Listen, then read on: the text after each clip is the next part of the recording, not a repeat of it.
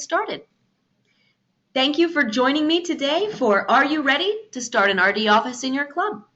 At the end of the webinar today, we'll have a good grasp of what it takes to establish an RD office, an assessment for whether you're ready, and some good ideas for what you need to do to get that fundraiser in the door and start raising more money to serve more kids. Now, a few notes about the webinar. You'll see a questions box over in the dashboard. And if you have anything that you'd like to add to the webinar, just type comments or questions in that box, and I will answer you as you post them. I'll stop and read those questions or comments so that everybody who's on today gets the benefit of your input. Also, at the end of the webinar, you will be able to download a number of attachments, including a PDF of these PowerPoint slides. So don't feel like you need to frantically write down everything that we say on the webinar today, because you'll have a chance to print off those PowerPoint slides as well as some really useful information in the form of some handouts. So let's go ahead and get started.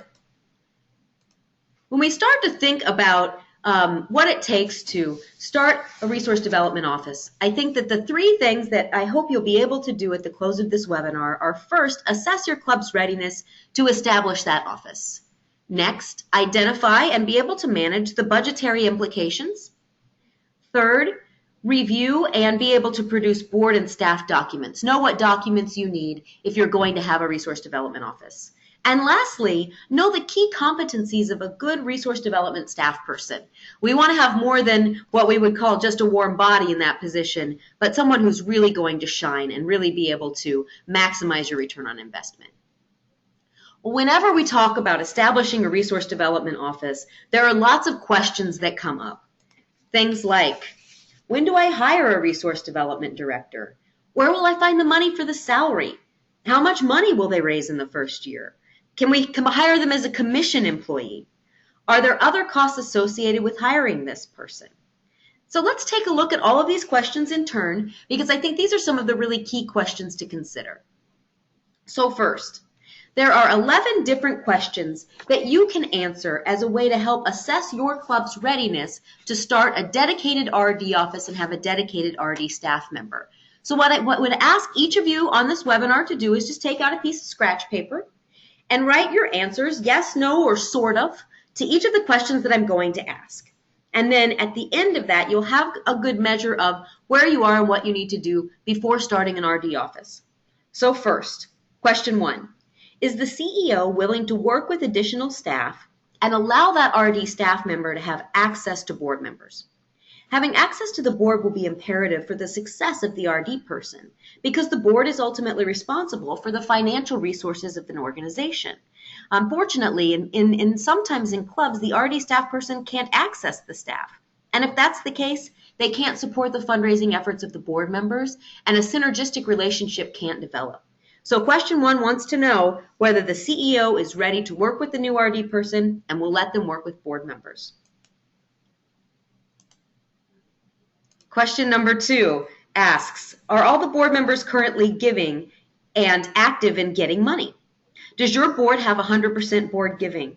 Are they willing to open doors or ask for gifts? If your board is engaged in resource development, that's a really good chance that your organization may be ready for a resource development office.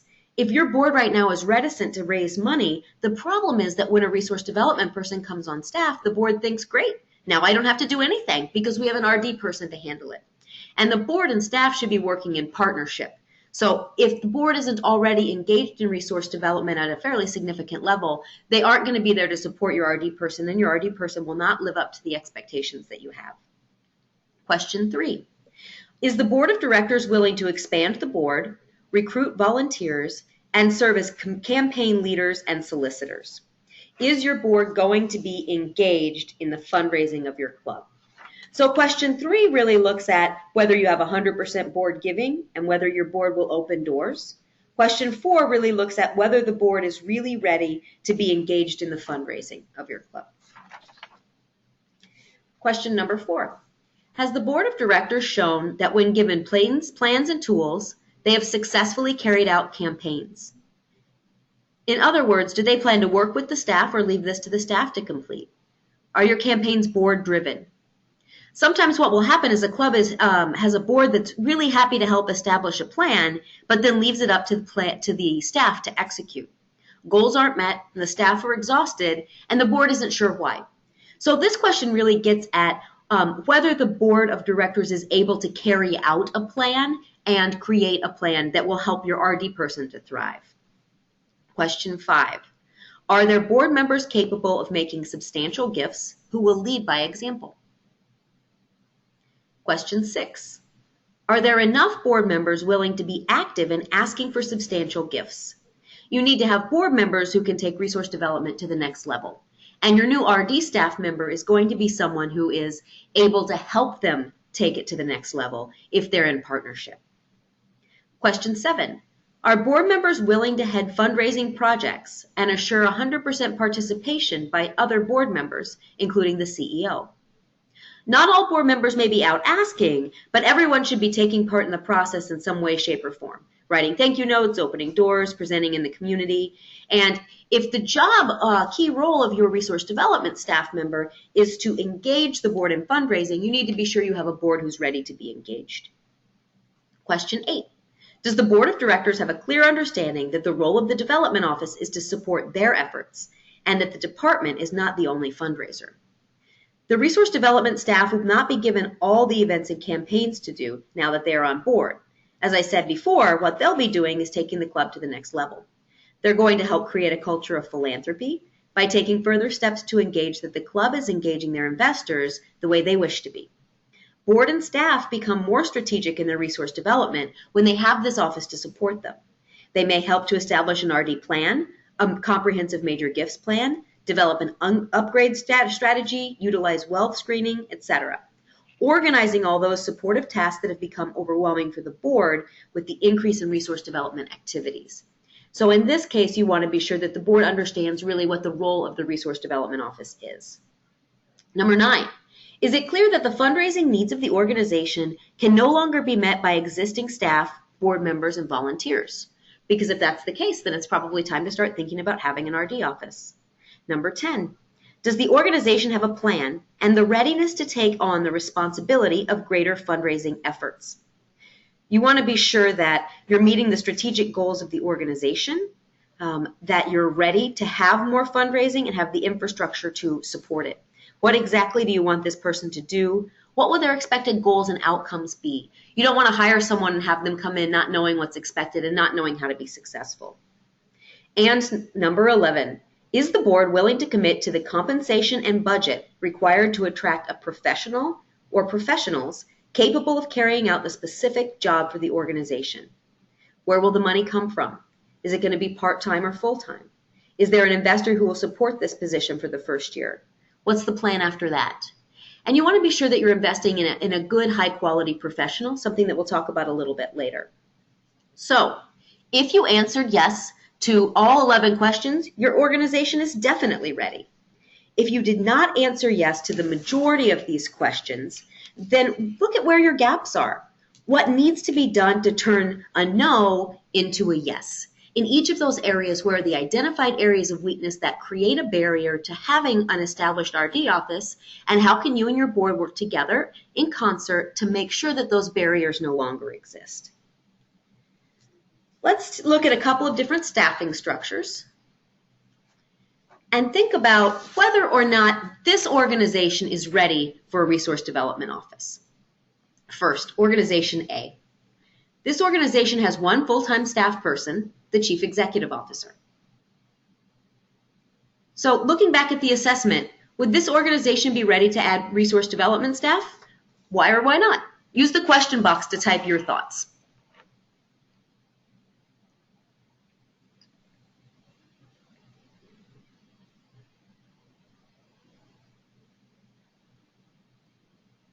So a club that has only one full-time employee, the CEO. Matt says, sure, they're ready. Anybody else?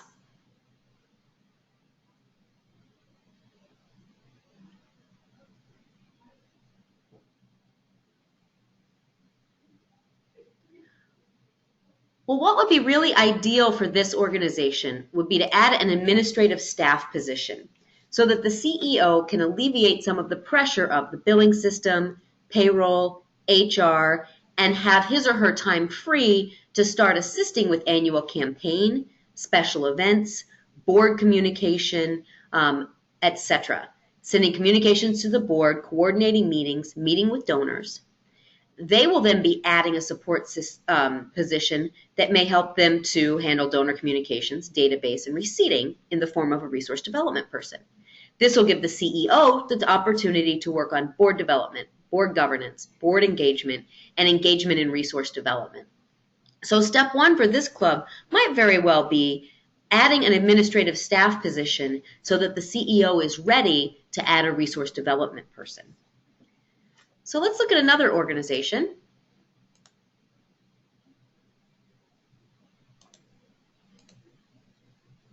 One which has a CEO and an administrative assistant. So this one has taken the previous assessment into consideration. Are they ready? Based on what we just talked about, probably so. So in this case, a few things may need to change at the club to accommodate this position. The board of directors will need to pay greater attention to helping to manage campaigns, events, grant writing, and donor stewardship. A plan will need to be in place. The CEO's job description will need to change. And the CEO will need to be willing to work jointly with the resource development director. This person may become a staff liaison to the resource development committee. And so the CEO may be doing a little bit less with regards to resource development. So assessing your board and overall club readiness for a staff person leaves you many things to consider. After looking at the effects of this position, how it changes, the board and staff structure, you should also consider the financial implications. Go ahead and write in the chat box here, what do you think needs to be included in a development office's budget? If you were saying, I'm going to start an RD office, what kinds of things need to be in there?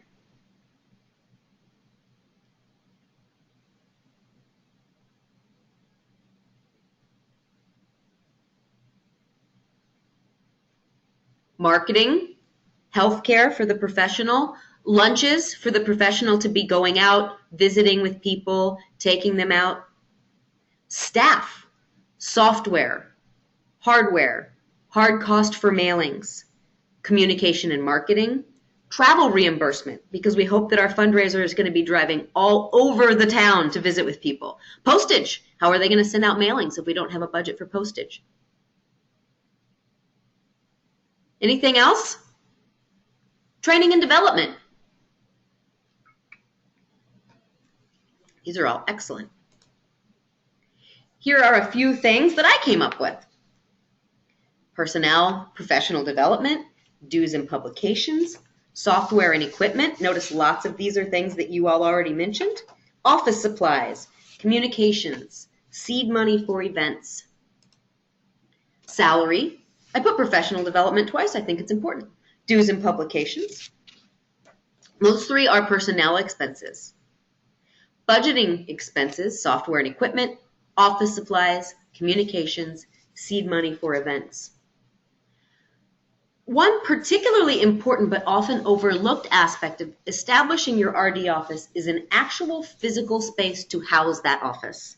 I've been to many clubs where the RD office is somewhere that is not conducive to the kind of confidential conversations that you need to have in resource development. You're talking to people about their money, and it is highly confidential, and you can't have that kind of conversation in a cube environment when you're right next to someone else who might be listening to you.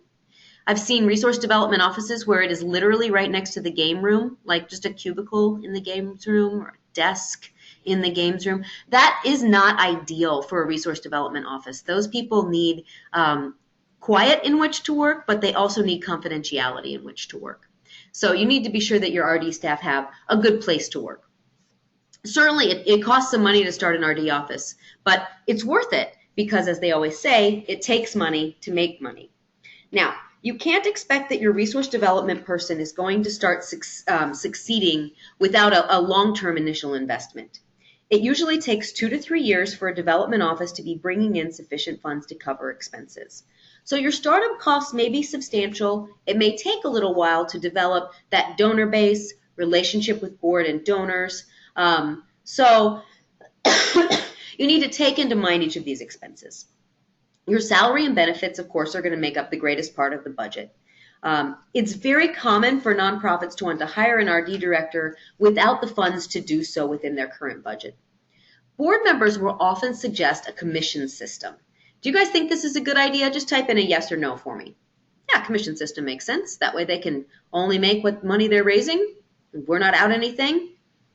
Jennifer says no, no, no, no in all caps. Matt says not a fan.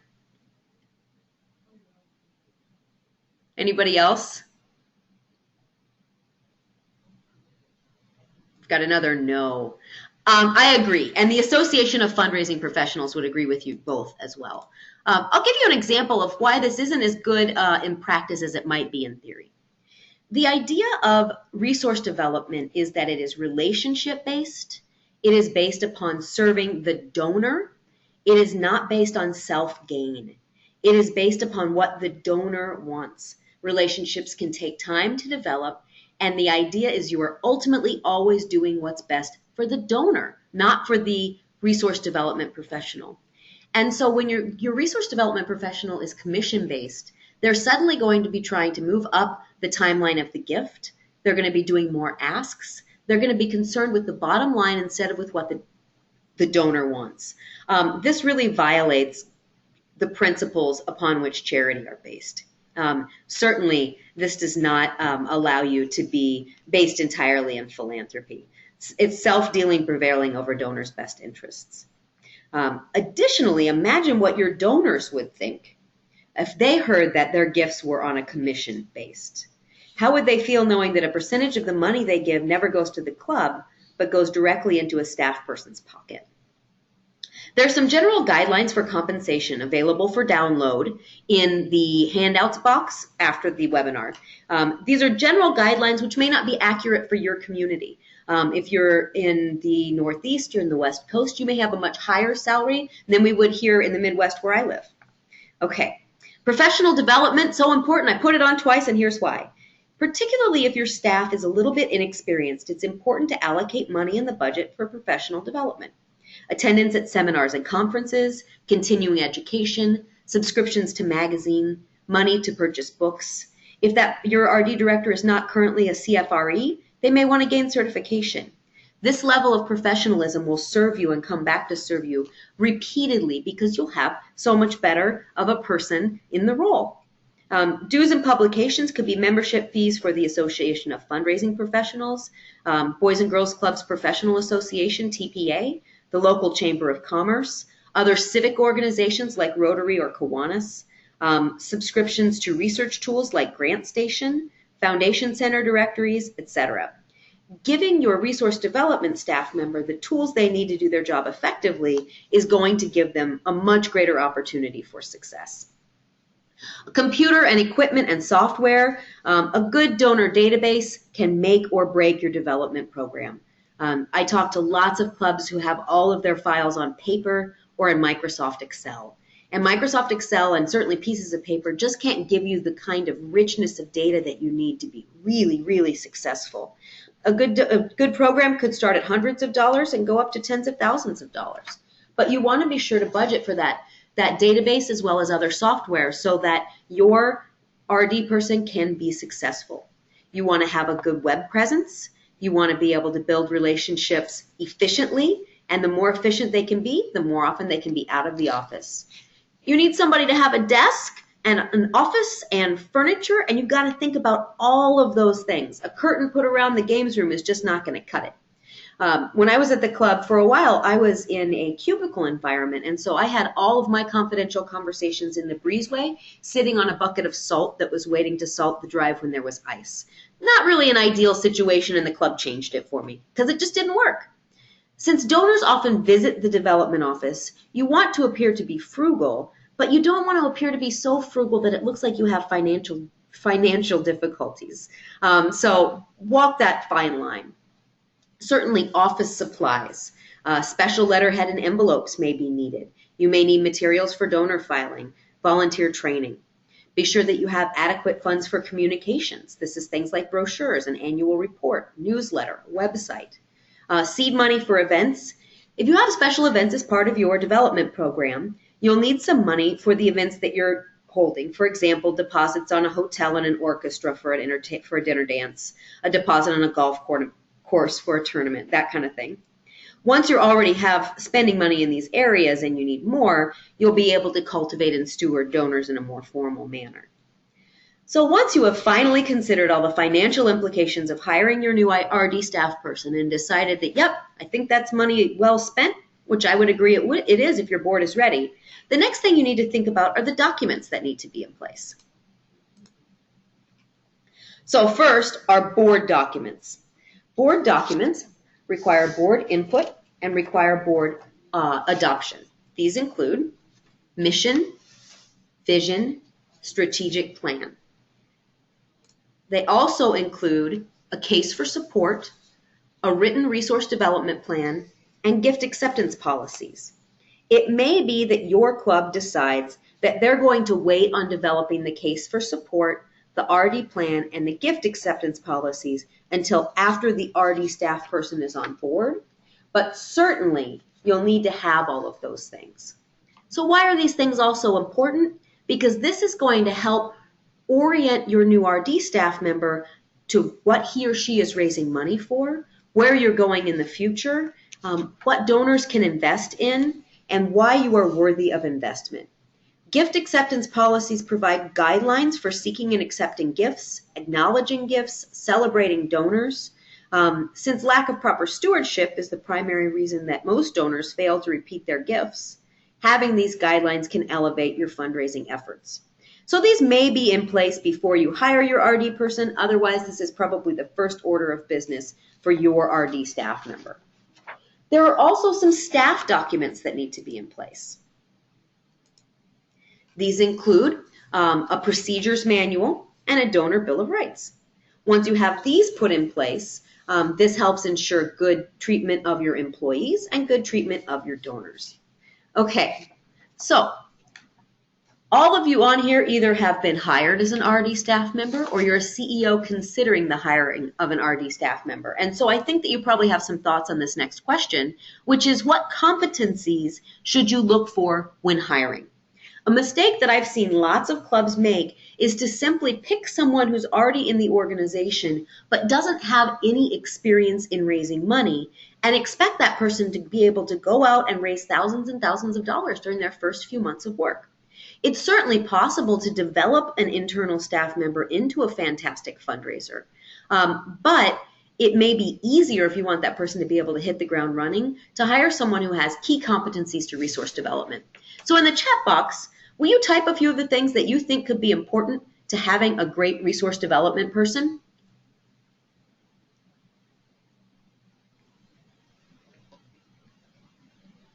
What do they need to know? What kind of skills do they need to have? What personality attributes are you looking for?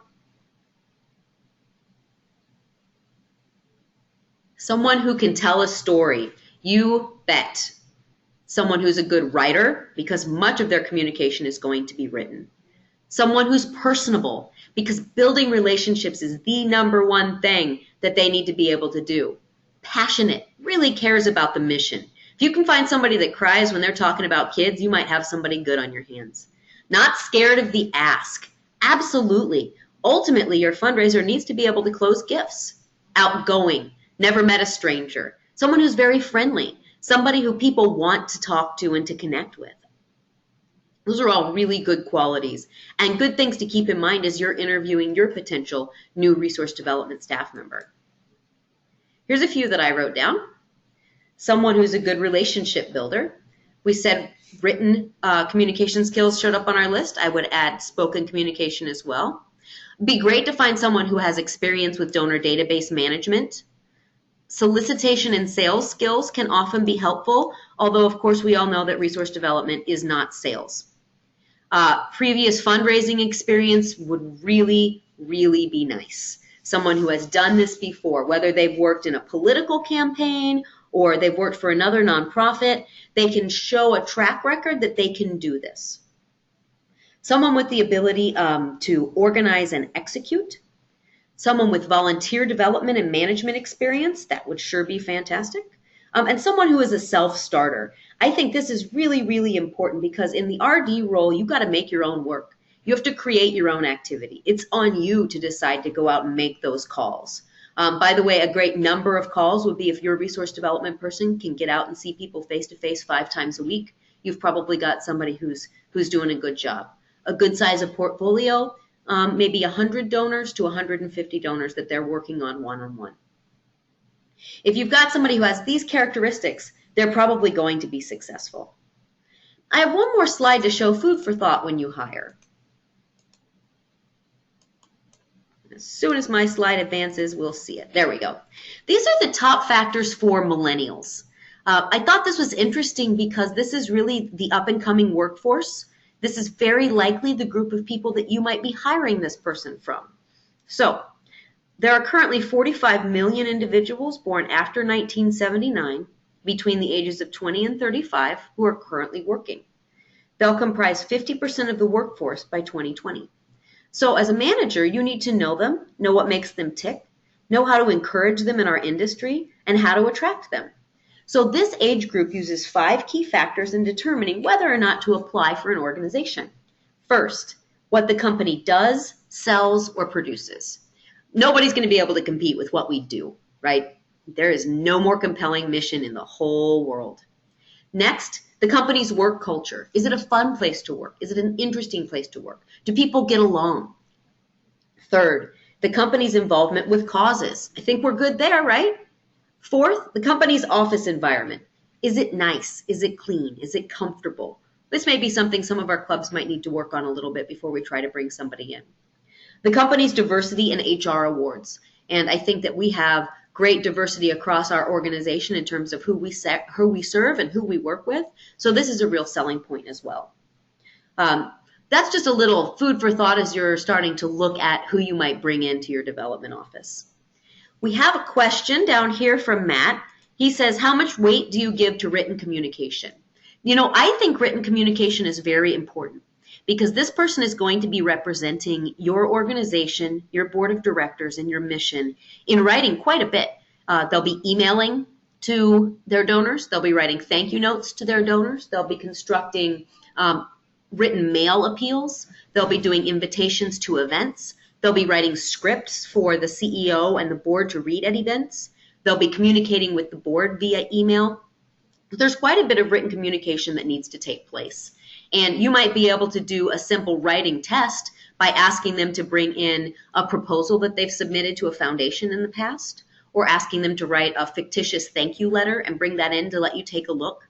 Fundraisers are used to having to prove themselves and having to build relationships over time. So when you're trying to staff your resource development office, don't be afraid to ask them to do some things that help you to see that they are able to do the job. Because a good RD person is ready to prove themselves at all times. It's not sales, but it's close. And they can certainly sell themselves just like they'll sell your organization. Do we have any other questions about starting an RD office?